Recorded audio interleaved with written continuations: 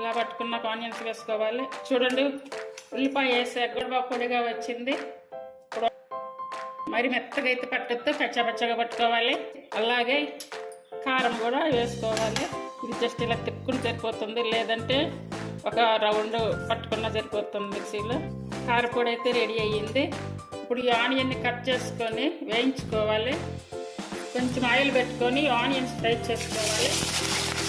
Middle flame మీద కనుక పెట్టుకుంటే కనుక బాగా పొడిగా ఫ్రై అవుతాయి.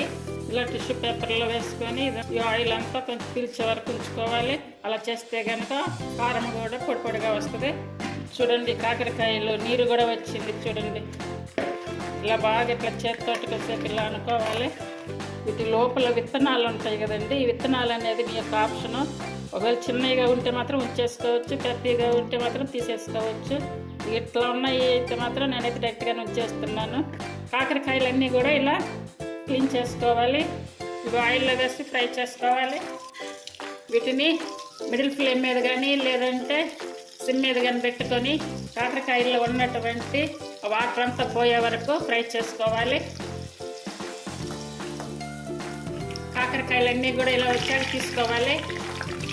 కాకరకాయలు తీసుకున్నాక ఇదే బాండీలో కొంచెం లైట్గా ఆయిల్ ఉంచుకొని ఈ కాకరకాయలన్నీ కూడా ఇందులో వేసుకోవాలి.